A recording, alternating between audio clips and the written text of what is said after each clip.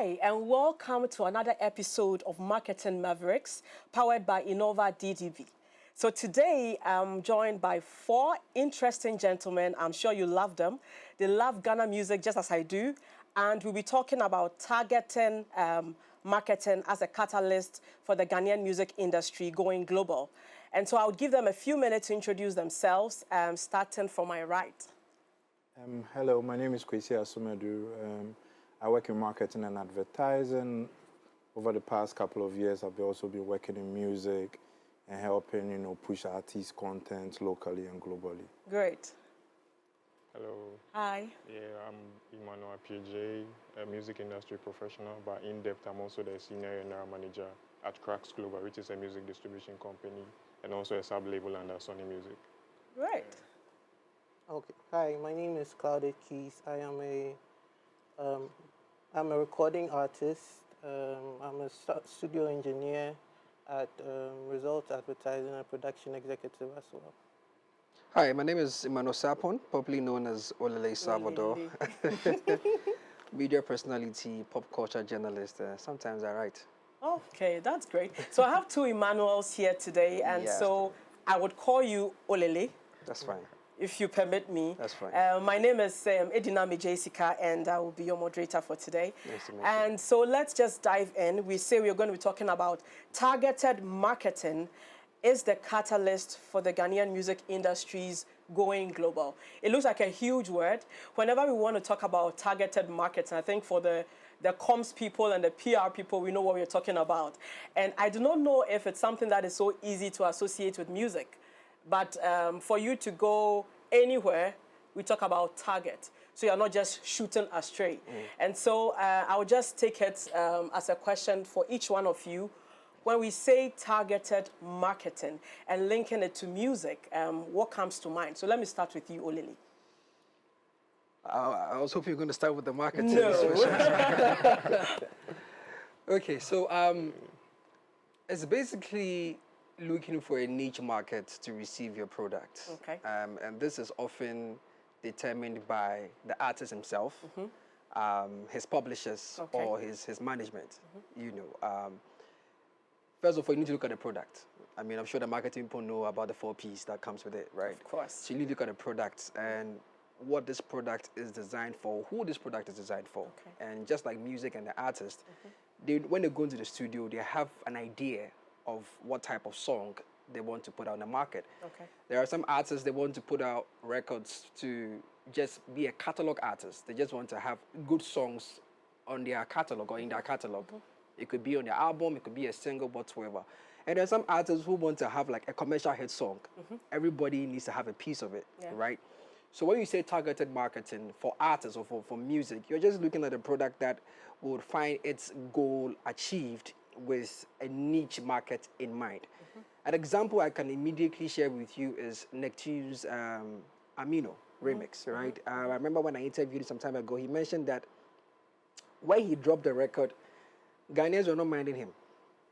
So what he did was he took it to Instagram, right? And he marketed the audience to Nigeria. Oh. You get it? And so that sample or that trailer of the record was pushed to a Nigerian market because obviously if your music becomes known in Nigeria, it's a big market, it's a big audience. And that was how the song blew up in Nigeria and found its way into Ghana. Great. Simple. Yes. So Olele just gave us a mini MBA in marketing. So Kwesii, do you have anything to add to that? What I also want to touch on is music has unlike most products, music is very interesting in the sense that there's a level of virality that comes with it, So for a lot of acts and, a lot of artists, everybody's chasing a viral song. And there's an element of luck in a sense. But for us to transcend our songs just being popular locally, because you can open your radio, you can be on the streets, and all of a sudden there's this song that's super popular and everybody is listening. But for that song to cross over into different markets, then that's when targeting, you target people very consciously. So an example is like Kiddy's Touch It song became such a super big song around the world. from the untrained eye, everybody would think, oh, people just jumped on this song. But if you work, like you go back into how it was worked, and even as soon as they realize people in India love the song, and then they push the song into India, there's a remix version of India and all of that, then that's what we need to do more. When there's that opportunity, that a song has reached a certain level in any market, Terminator is an example, then we can have the opportunity to take the song further into these different markets and work our way, you know, to the global audience in that sense. And I think that's something we have to take very strongly. That sometimes the problem is money. I mean, you know, Leo can say it. I'm sure he's spoken to enough artists in Ghana to touch on that. You can have a product is doing well, then all of a sudden it just sinks just like that because you don't have the funds to take it to a certain level. So what I pick from what you're saying is that artists need to take advantage of, you know, when their music goes viral. So even when it goes viral, you don't just leave it like that. Then you are able to direct it. The work actually starts when it goes viral. Exactly. I want to give an example. I remember, like, I think it's probably last year or 2 years ago, SDK had this song, right? The Amapiano. Yeah, the cameraman, right? Yeah. I think first 2 days. It was like a joke. like when the song came out, right? I was talking to this creative director. They were putting together a deck for a big pitch. And I just showed him that this thing is about to take over in the markets, like because everybody was playing it, the DJs was playing it. In 2 weeks' time, just like that. Because yes, the beginning had the hook, everybody jumped on it. But that is when the work begins to actually push the song to a certain level. That was when he was supposed to be looking at the numbers and seeing who are the people who are really consuming it. You can see the numbers, and I'm sure Ima will talk about that. Yeah, so I was just coming to him. Emmanuel, what do you have to tell us? Yeah, so to add it up to what my brothers just said, I had the chance to even work on this project by Kamido, that's the Sugar King. Okay. Yeah, so the original record was actually making its waves already, right? There was this viral moment around it, so we felt like, why don't we also tap into other markets as well? So this is where we came together with the collaboration of getting Daku from UK, right? She represents the UK, and Mayokun from Nigeria, and our very own brother came from it. So I believe the targeted marketing is very essential for the whole music marketing. So yeah, that's what I have to add. Mr. Keys, do you have anything else to add? I'll just play off what my other brothers have been saying. So, as an artist now, you have the opportunity. Back in the day, it wasn't so. You have the opportunity to see, as you're saying, the numbers. You can see your analytics. Immediately, you are dropping music, or maybe you can look at your previous music. You can look through your catalog. You can see that, okay, I did a song. It did well over here. Why did it do well over here? Like you find out the reasons behind what you're doing, and maybe you're making a similar song coming out next. So all these things can help you in targeting your marketing to the places where you think, okay, these people like the sound that I am making. So let me put, as you say, the funds that are not there for all of us. Let me put those funds into marketing and pushing this song that did well over here into this market that I think it can work in. So I think we have a lot of resources now as artists and as music executives to be able to target our marketing of Ghanaian music into places where we know, because I as an artist, so the examples they gave, Kiddie song did well in India, Terminator did well in Singapore. So picking up these countries one by one, we are slowly and gradually taking over globally, because it's not just one country. We want Ghana music to be everywhere. I'll come to another point where I talk about us also targeting maybe the US, because I believe that's the fulcrum and the place from where if you market, you can have a wider spread. But I mean, we'll get there. I just have in mind funds, financial resources, because sometimes we say these things, and I'm sure somebody's listening and saying, "Yenimo, we know, it's the l'argent." Kwesii, let me just ask you this one here: how would you describe the current state of the Ghanaian music industry in terms of it going global? Of late, we've been hearing, I don't want to mention names, maybe you will mention those names, but a lot of artists that are having some, subtle competition on who is going where and who is going where. In your opinion, where is Ghana globally? How is it going? in terms of music? I think earlier, like, they were doing some quick fire questions, and they asked me, like, my unpopular opinion about Ghana music. I have this opinion, and I'll stand by it any day, that, like, Afrobeats changed the game for us, right? Afrobeats, you know, globally is respected. It has charts in all these big markets. And Nigeria is, like, #1 in that Afrobeat category. I think something consciously we shouldn't lose focus on is trying to make sure that we're a strong #2. So anybody who's worked the marketing or advertising knows Coca-Cola is your go-to It's a strong soft number drink. 2, yeah. But Pepsi is a very strong #2. Yeah. And I feel like sometimes we loosen it. We've not lost it yet. We still, like, if like they're doing an album in the world and they need an Afrobeat act, they definitely look at the Nigerian representation. But then our big boys will get an opportunity at the table. Yeah. So with Afrobeats going that level and Nigeria, like, pushing and still being there, like, where I feel like we being that strong #2 can give us a bigger opportunity at the table. We shouldn't sit there and make me a Kenya or another country come and take it. And my piano has sort of derailed it a little. It has, but it has not, because even in SA, my piano is not your lead sound there, you know. So we are, you know, #2 to, like, in the Afrobeat category. And that allows us to sit on the tables in different conversations. So I think we're doing well. We should just hone this opportunity that we have with our, you know, neighboring country and just keep pushing and make sure that we're very strong. One day we'll be #1. Yeah. You understand? One day Pepsi still wants to be #1. You understand? I believe. But yeah, I'm sure their forecast is not showing to be #1 in the next couple of years. But so we should just keep pushing. And it's good that we're on the table. That's the first thing. We have been invited. We have a seat there. You know, other countries will want that. I'm sure Liberia wants that. All these other West African countries will want that. But we're on you know, we sit at that table of Afrobeats. Yeah, so that's when we say, we are going, heaven knows that we are going. So, Mr. Sarpong, yes, Olili. Yes. What do you have to add to that? Where do you see that? He's given a perfect. That's the perfect exposition of what we have at the moment. I always say this, that anybody who says the Ghanaian artist is not trying has not been in the studio with them. Okay. Because they are. You know, we've had the opportunity to hear all sorts of sounds, like incredible sounds. Like, I woke up one morning and I got a lead, kind of, you know, sampling a Ghanaian artist record.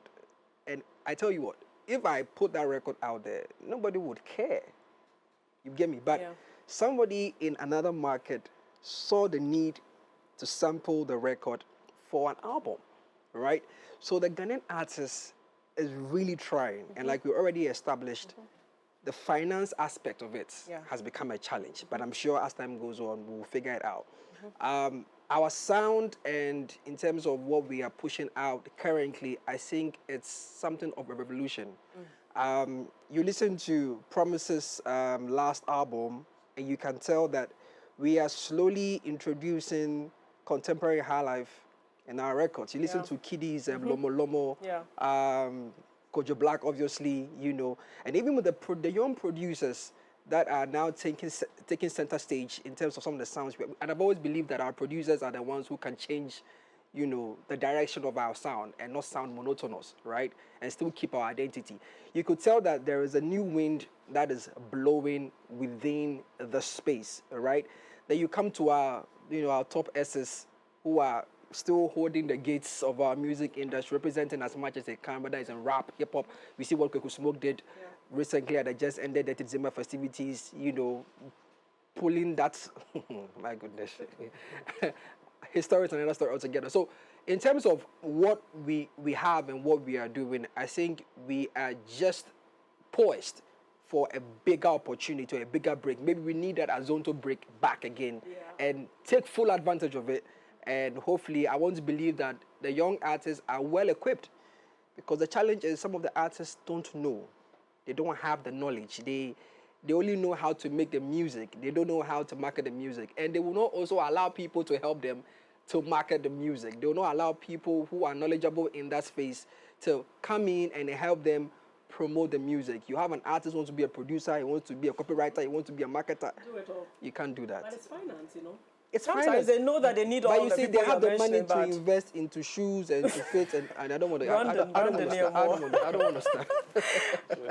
Appiagyei, I want us to start mentioning names, okay? Or, Okay. yes, or some artists, okay? So are there specific artists from Ghana who, in your opinion, have successfully penetrated the global market?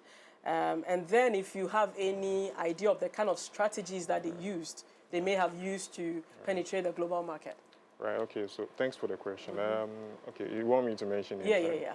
So first of all, I'll just mention Kim Promise. Kim Promise. Because, I work with him in a way. Okay. So Promise, for example, he has been able to penetrate the global scene, and he didn't even do it on his own. It was through foreign partnership. Okay. And if I say foreign partnership, there is an agency called, is it F Agency or something like that? Yeah.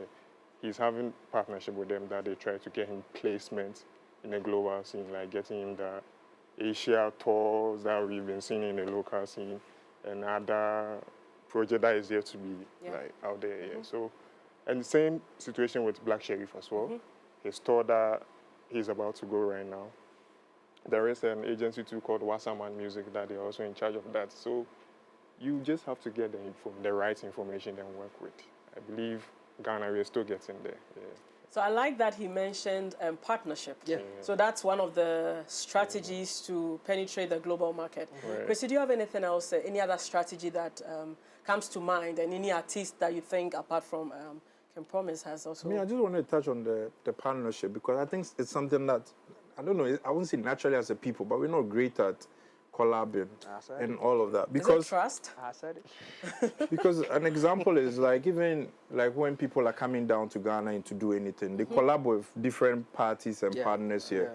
And there's no way you want to enter the UK or the US or anywhere in the world and don't partner with the people that exist there and understand it. So if you showed up in Ghana and wanted to do a TV or a radio tour and you didn't partner with the Ghanaian, you might end up at places that won't help promote your product. So I think partnership is key.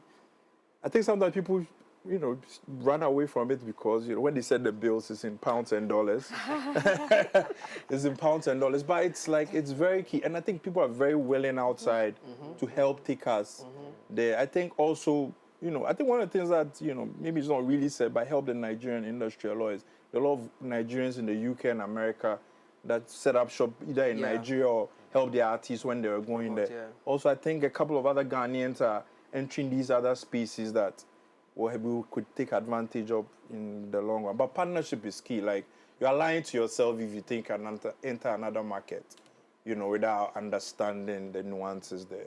I think there's one more key that I want to add. Good. Representation as well. Good. Yeah, because most of the Nigerians, the reason why they are even far ahead of us, most of their people are in high places that they represent them, and they're always having conversations on their behalf. Okay. With Ghana, I'm yet to find out like most of the proper represent. I know for sure this lady Denta. Yeah, she's doing part a of good the work Grammy. with the diaspora, She's doing her best, but we need more of her so we could get there. I feel we have not exhausted the list beyond partnership and having people at the table. So, Kids, do you have any? Yeah, so... Money. Yes, money. But I even want to come back. I don't think we are even number 2 when it comes to even Africa. I think we are number 3. So because the strong number 2 is. I don't think we are there fallacy. because it's not about the quantities. It's the quality of the power you have in the global industry. Tyler alone has more global power than 5 of our artists combined. Yes, it's something, and I think it's not something we should look down. We should work. Like, we should look at it and say, no, when is Ghana going to have a Tyler? I mean, there should be, because now if Tyler drops a song, it's not 2, 3, 4, 5 countries. It's global. When we say global, like proper global, like what is proper global? Over like 20 countries, her music is on top in over 20 or 30 or 40 countries at the time. That's what I think we should be looking at. That's why I say we are third, because we have a lot of good, like great art, like King Promise. And also when we are looking at global, that's what I'm saying, that we should look at more than just the quantity. Some Uyala, Ebo Taylor is still touring. What's his name? There's this band, I think it's Sun Trophy Band. They have like they have holds in these European countries where they are like very, very popular, I should say. So yeah, I think those are other names that should be coming into the conversation. People who are doing things. I mean, Molly now is coming up. She's becoming a name. I think like we should be looking at these people and their effect on the global market. You know, sometimes I think we are very narrow-minded when we think global. We are thinking, oh, he did a show in Italy, he did a show in like some 2, 4, 5 countries.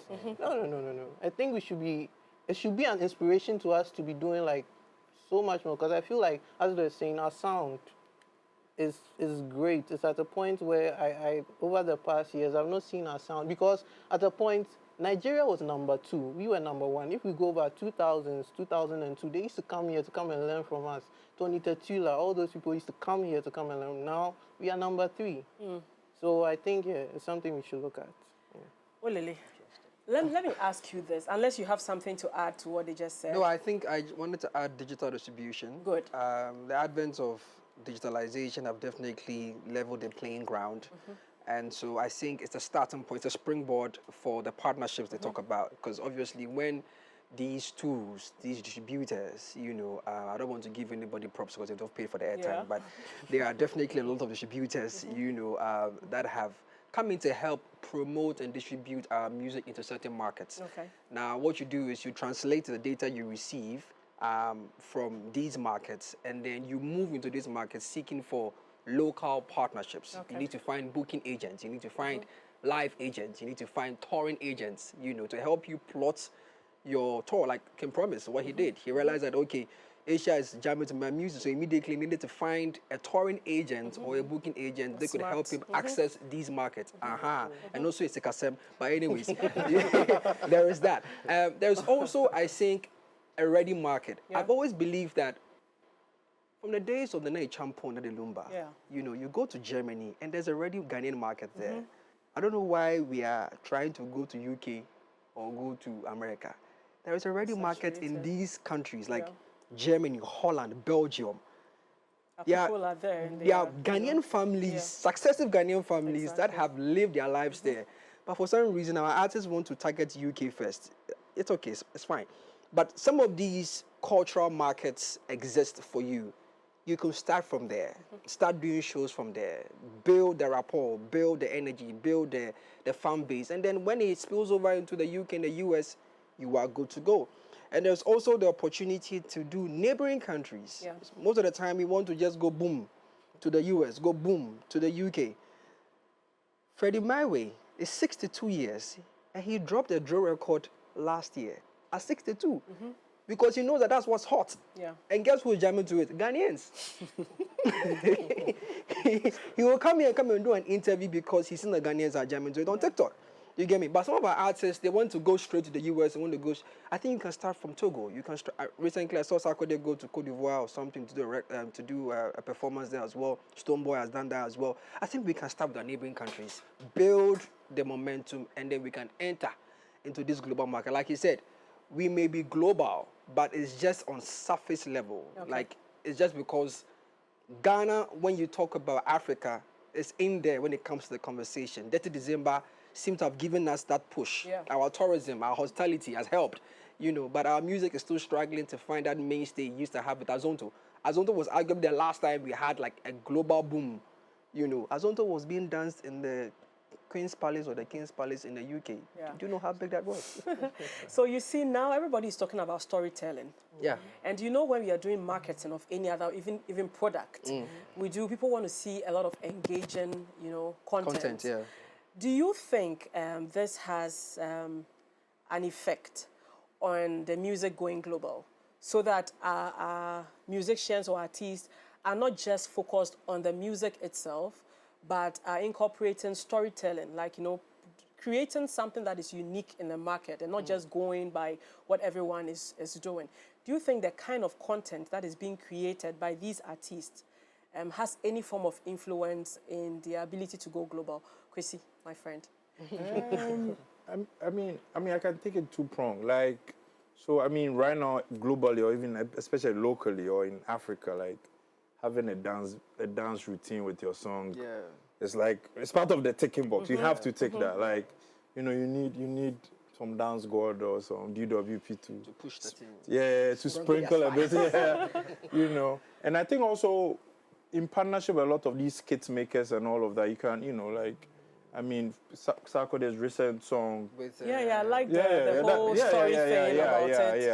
Yeah. So it's sort and that guy has his followers and all. It was a very smart move there. Yeah. So that's what I'm saying. Like when people say artists don't work hard, that's super hard work. It's just that there's a ceiling to the hard work because that content is not going to cross over into Miami or something. And but usually, so basically, we can find different like strategies or people to work with.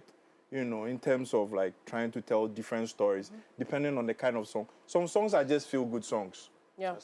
Just dance to it and trend and short-lived. And Okay. So if you just joined us, we are here at the Marketing Maverick program, powered by Innova DDB Ghana.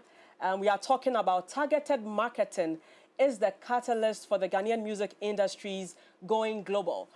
We are joined by 4 amazing gentlemen, and I am sure that you will love this conversation.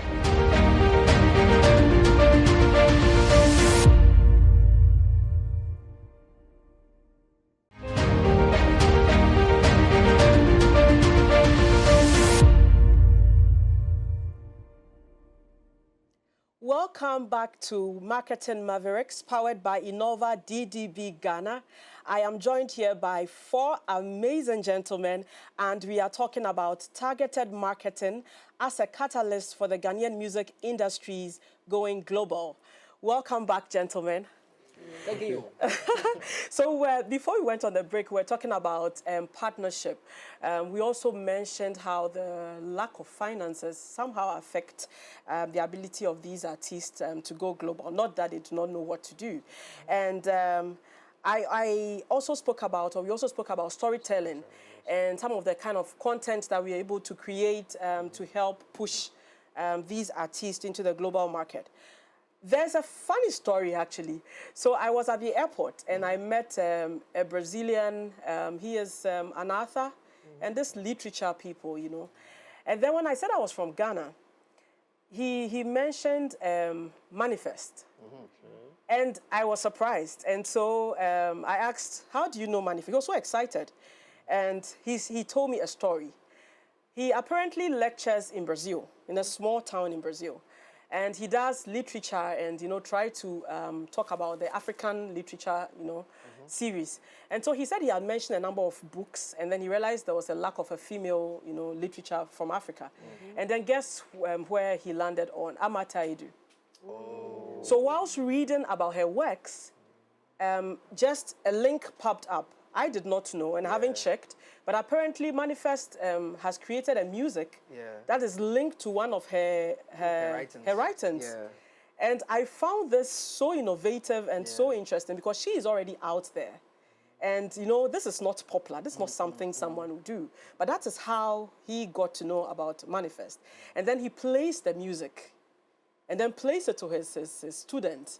And everybody loved it because then they had read the book, they had, heard about her story, and then the music. And I think this is like an amazing... So I think he said whoever was the site where he got in touch with them, and eventually he was linked to Manifest. But this is like an example of, That's the beauty of... a rare way of going global. That's the beauty of pop culture journalism. I really appreciate the hard work of our people who listen to the songs and they react to the music. Yeah. But you see, such details are very important in how we place Ghana to the world. Yeah. You get it? You notice that he did not find Manifest in Adjei-Sika's book. Someone wrote about it. Perhaps the article could have been Manifest takes inspiration from this quote from Adjei-Sika or something. Exactly. And the search engine optimization may pick that together with Adjei-Sika. I think that's what happened in this case. Better Boy had a similar situation with Monsters We Made.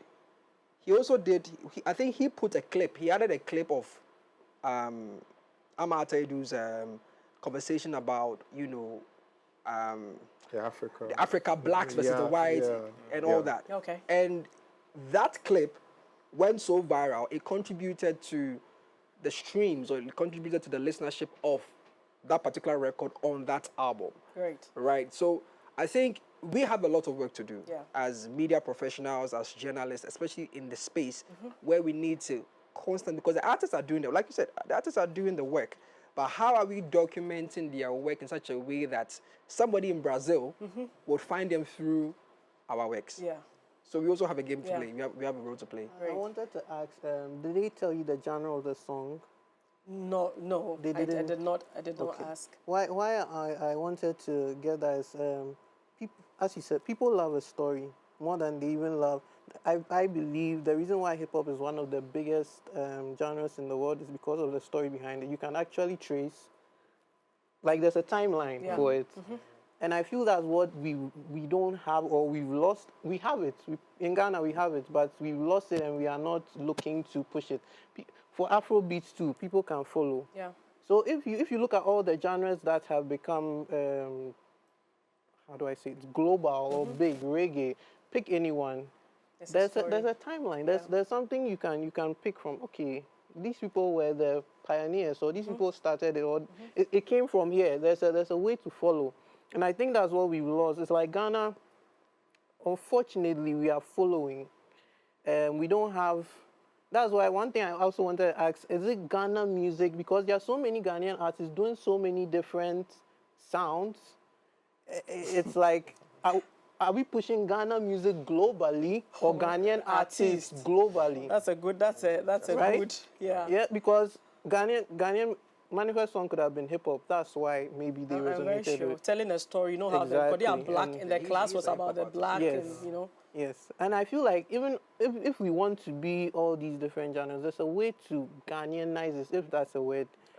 There's a way to because Manifest does it very well. Yeah. He tries to incorporate the local sounds. So although you hear hip hop, but you say this is not like my normal drill from New York or my. So you go and ask, okay, where does this person come from? Then you find out, oh, he was using the clave that's mostly used in Ghana, that pattern. Okay, so it's Ghanaian. It comes from that side. Yeah. So I think that's one thing we have to look at. If we are telling our story, we have to say we have to give them a way to trace back. Yeah. And see, okay, this is Ghanaian music. Yeah. Not always immediately once you hear it, but there should be a way to trace it back to back Ghana. to Ghana. If not, you can just get lost because I think there are some sounds that you hear, Yes. and you may be wondering, is it coming from South Africa? It could be a Ghanaian artist, but Emmanuel, for example, has been, yeah, I think, a perfect example of how to take a local sound globally. Because anytime you hear those log drums, you know that it's definitely Appiagyei, Yeah. right? And like he said, he's a sound engineer, so I understand where he's coming from.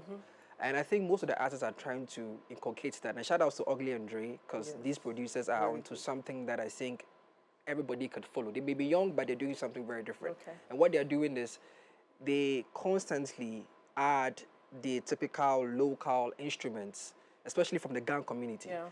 Now, there's a special grace in the Ghan community. Like, like the Ghan community music or the Ghan music industry, I think is a beautiful industry or project on its own because they have some very I think Trigmatic does indigenous something. You get it? Yeah. So that now the issue is how do we market that sound because it's very indigenous. Yeah. You can hear our our drums, you can hear xylophones, you can hear the all. I mean, those instruments.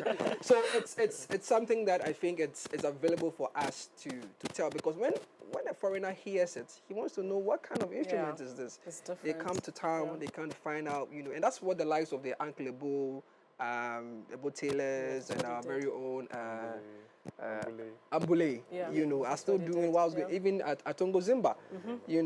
That's why they're able to play at the Glastonbury's and these festivals, and our big stars are still playing. Yeah,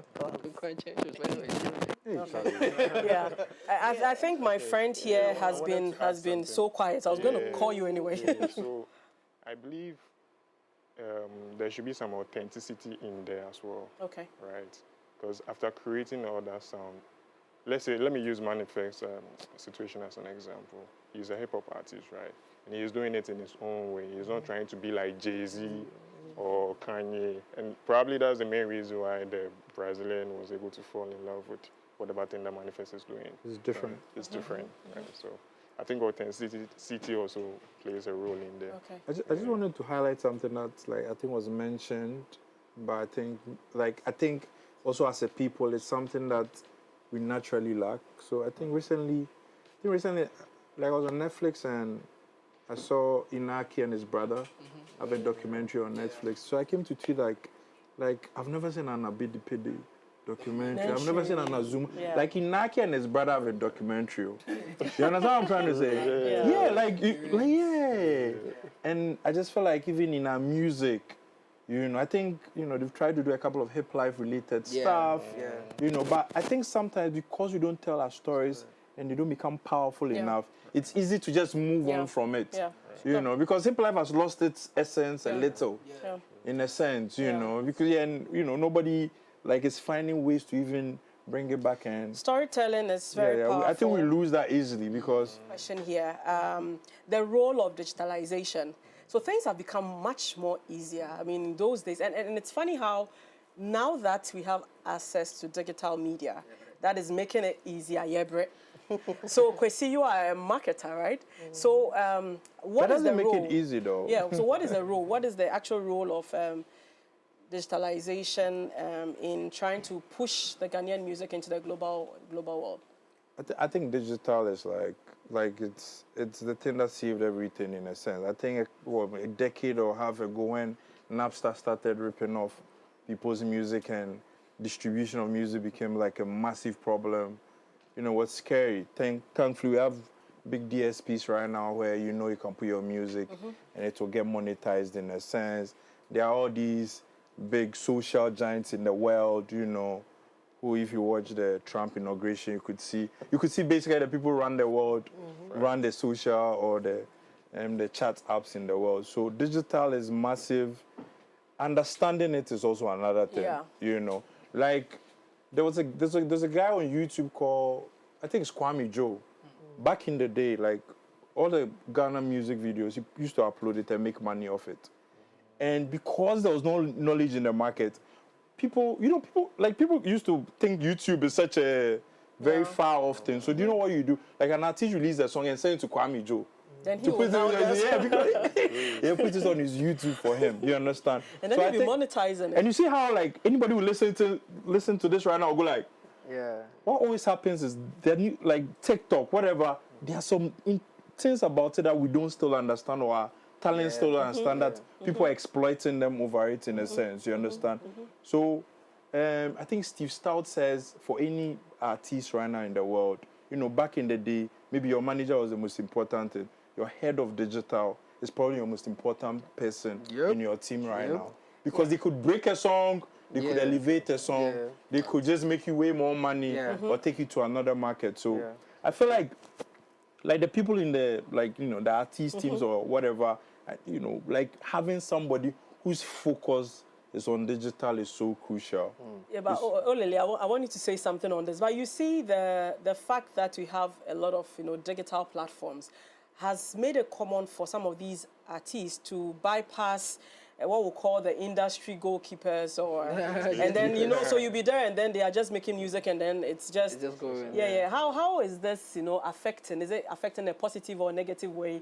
The ability to go, because now everybody can just go into their corner, they record. And because, of course, they are not looking at you like, you Ghanaians, I'm not making the music for you. So they just go and put them on these... are they trying to go global or they just want to make money? Well, that's a brilliant question because I haven't actually thought about it that way. Because obviously, digitalization has leveled the playing ground and anybody at all having access to internet and social media platforms or even platforms like Audiomack where you can just create an account, you just upload and you are good to go. You don't even need a distributor. I need to start making music. There is the good and there's the bad. Yeah. Now, there are some artists who know what they are doing. Okay. So they wouldn't need, a professional like Emmanuel, all right? Because they are probably read wide, they've done their research, they have graduated from YouTube Academy, so they think they're okay. You know, they can just sign up to maybe any of these independent music distributors and let them handle their music for them. An example is Kwesii Smoke. Kwesii Smoke does not have, quote unquote, somebody handling his music, you know. And the last time when I interviewed him, he said he wants to have the freedom of releasing music anytime, any day. And I said, you're no different from Shatta Wale.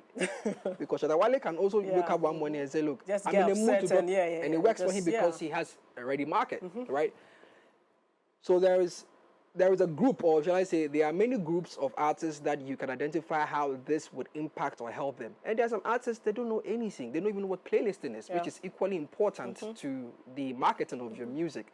So they'll go to maybe an Emmanuel, or they'll go to my brother here and say, bro, this is my music, market it for me. And like he said, because he is conversant with the digital marketing, he will sit behind a computer and say, okay, let's push the music here, let's push the music here, let's push the music. So it helps. But if you don't know what you are doing, then you are just doing music in your bedroom. Yeah, maybe just wasting time. Yeah. And hope for a rainy day. But you see, I don't know if there's a problem with, you know, like the example he just made. So I make music, I don't know how to market it, and I come to you. Has there been instances in the industries where, you know, because for people not to even have a hands-on experience of marketing their own craft and also finding it difficult to trust or entrust it to someone, has there been a situation, or is there any, you know, issues that are causing this kind of, you know, resistance? For example, from someone wanting to, beyond financial, of course. Yeah, I mean, it's not like people resist. Normally, right, when you're an act, like, you know, you have friends, you have people, you know, some smart boy in your camp. You get what I'm trying to say? Like, you know, maybe he opened your Facebook for you. Facts. You get what I'm trying to say? He opened your Instagram for you. So, like, you're like, oh, at this level, also do this for me. Maybe that person can figure it out one way or the other. But I think sometimes that's where the problems begin, because you just trust people who don't know their left from their right. And sometimes what happens is that person could just be stealing your money too. And it happens. You know, it happens. Like, because you're behind the digital platform. You don't know. And you keep enough information from you. Oh, Spotify, I don't even need to know. But he's earning. But the money is coming in. The BBS, Buzz Boys, they don't even sign contracts. You know, so later they will find out that, oh, wait a minute, I mean, I've been losing money to this guy, and it becomes a whole lot of the relationships are... I want to chip in. Okay. So there's been a situation like that with where like the company I represent. There used to be an artist, right? And there was someone managing the artist. So we were trying to, like, do quality control checks on the account details that is associated to the artist. And we called, and it was like, this person is no longer managing me. But then we've been paying that particular manager, like, all of the royalties of the artist for almost like 6 months. 6 months. So, so I think artists should also sometimes be proper, read documentation, why, and do your own research, know about the business. It's not just only about the talent. You should also get to know, even if it's the basics of the business. You got to understand it. And I think it comes from the fact that just before recently, in the industry, all any artist cared about was money from shows, because that was where the money was. So that's what you are chasing. You understand? That's what you are chasing. But now, you know, you can genuinely see that, oh, there's revenue that you can use to move around. A lot of people. Even from revenue from your merchandise. Sync licensing. Sync licensing basically is, you know, a company or an agency saying, look, we listen to your record, we think is good enough for maybe a movie, it's good enough for a video game, a TV show or something. You make money from there as well. And the truth is, in our industry, even our touring industry is not strong. You know, it's just Charlie, and you are in Francisco somewhere playing shows for maybe some 20, 30K, because you know that is ready cash. That's ready cash. But and that's why there's always this debate about whether Ghanaian artists should sign with a label or be independent. Because when you go with a label, you're going to get access to some of these things. They are the ones plugging your music. They are pushing your music here and there. But there are percentages to the conversation. If you're an independent artist, the money So if you are greedy. it depends on your greedy. Sometimes not video. Like Let's hear from Keys. I want to make three very different points. First one, the negative side of, I think, the digitalization thing happening is that it's caused oversaturation. Good and bad. Oversaturation because now most artists aren't developing themselves because they feel like, oh, Charlie, I get this feeling. I won't do this track, Charlie. This idea came out. Yeah. Oh, I can be funny. I can be in the studio. Somebody will come, Charlie, I write these lines. So play me beats, make her do it. Hey, Charlie, it's not. It's not like that. Let's just talk about that. Back in the day, the labels used to sign you 5-6 years before you put your first record out. Exactly. Artist development, we've lost it. I think it's gone totally. But I mean, it has its good and bad side because some artists have come out of it that didn't have that development, like, and are able to become mega stars at such young ages. Yeah. Like, and I think it has its good and bad side. Lost my train of thought. Okay. But no, I wanted to also speak about what Olile was saying. If you can remind me, we're talking about yes, publishing. Yes, publishing is also one thing. Okay. Not just think artists know these things. Don't let. I was going to give an example of Asake and Olamide. The little, I don't know what it was, but there was a little problem. He was too excited.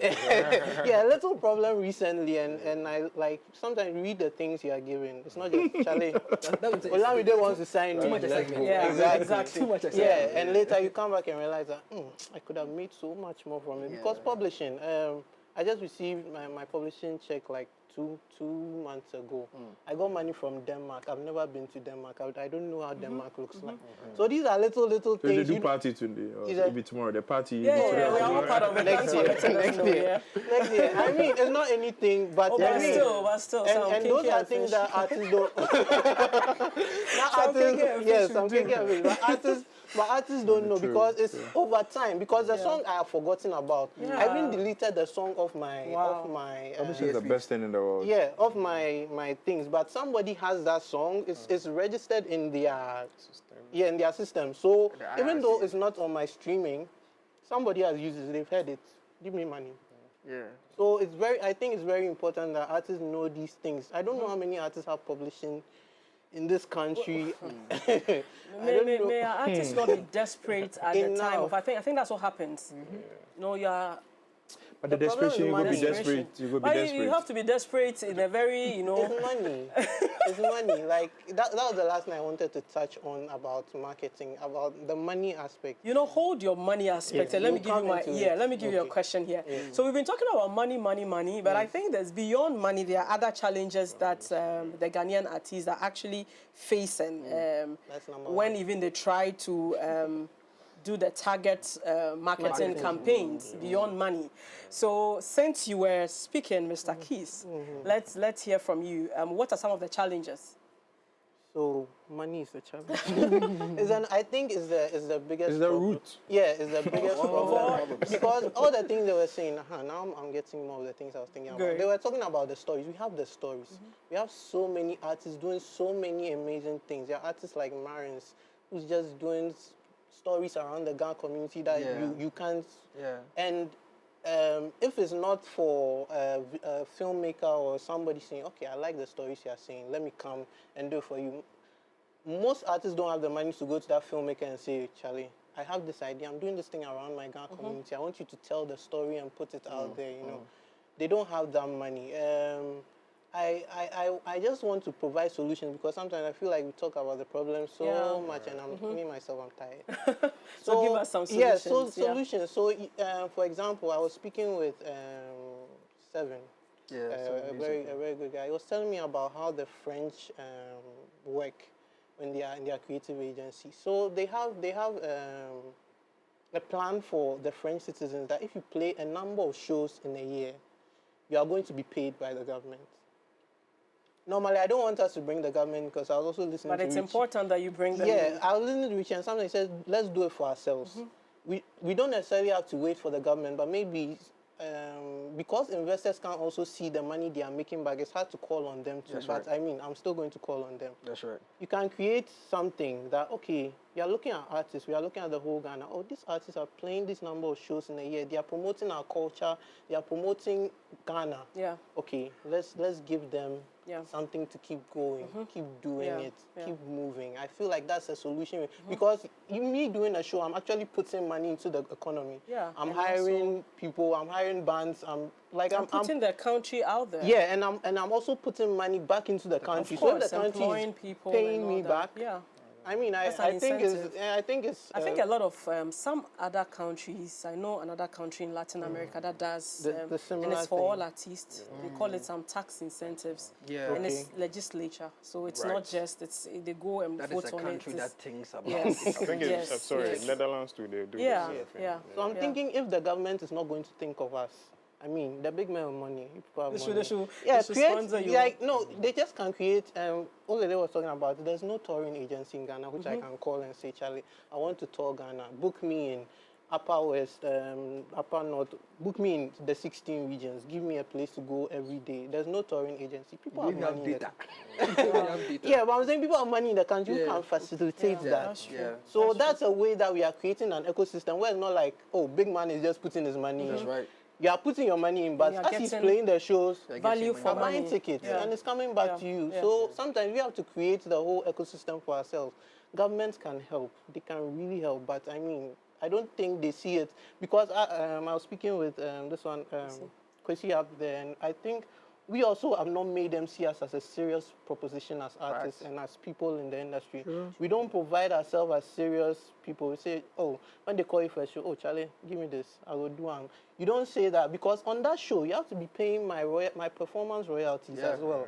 It's not just, oh, I'm coming to the show, I'm coming to play, give me 30K, I'm gone. No, you have to be paying my performance royalties on that show as well. And that is where Gamro comes into play. Yeah. Let's not talk So about Keys has given me a perfect yeah. closing remark. Yeah. So I'm going to go to I want to add Appiagyei. something Okay. to what Keys just Okay. mentioned. So we see everything also come back to amplification as well. This is where my brother Olele and his colleagues, they come in, the media. Yeah. They have to amplify the work of the creatives too. Not just every day the negative ones that Stoneboard and Shatawale. Yeah. And that one, you know, it brings you some I feel like they should also be of traffic, so you help, want those ones. to amplify so that the foreign investors who could also have some interest. Okay. Kwesii. No, just want to just touch again. Like I think just a small part that I feel like there's so many up and coming filmmakers currently in the market, and I just feel like in every market, like even if you like look back in the 80s in America and things, a lot of people got their big breaks by just saying, I like what this person is doing. I'm going to pick the camera up. We're going to shoot something interesting for you. And I feel like as we're talking about telling, you know, our stories, I'm like very passionate about like some of these young people saying that, oh, I want to do something for this. I want to tell this story. Yeah. And I feel like how it works back for your career long term, you might be amazed about it. Yeah. Okay. You know, interestingly, I watched a video or a clip of an award-winning Grammy songwriter, you know, who obviously has experienced the limelight and the spotlight. And he said something very interesting. He says, young artists or young creatives are always looking for the one who's ahead, where they can start with the one who is beside them. That's true. Right? So, and like he said, there are amazing filmmakers who are looking to add to their portfolio. Rise together. Work together. If you be, if no be, you keep trying. You get me? Because that film, you know, or that record, that partnership, and that's the thing. We don't like to partner. Yeah. You know, for whatever reason, maybe our grandfathers can tell us why that has been a problem. But as Ghanaians, we don't like to we don't like to collaborate, we don't like to partner, and we always think about stomach first. But sometimes the seed that you put in the ground, it would grow, and you have a harvest, and everybody is going to have the piece of it. So I think my takeaway, or what I will leave as a takeaway here is, if you were a struggling artist, find a brother or a sister you can partner with and work your way to the top. Yeah. And that's how it's going to, you know, feed you and your family in the future. Yes. Yeah. We could actually go on and on and on, but one thing we are taking with us is that if you really want to go far, if you want to go global, we need to carry others along. We need to go together. And so you have been watching us at Marketing Mavericks, which is powered by Innova DDB Ghana. We are so grateful for these amazing gentlemen, Olele, Keys, Emmanuel Appiagyei, and my good friend Kwesii. Thank you for making this conversation a very wonderful one. You know, if you want an agency to take care of all your marketing communications needs and just go to rest, you know where to go to. You have to contact Innova DDB Ghana, and you are good to go. We also want to say a big thank you to MX24 for providing the studio, the area, and everything, and making this possible. So see you again in our next episode. Have a good one.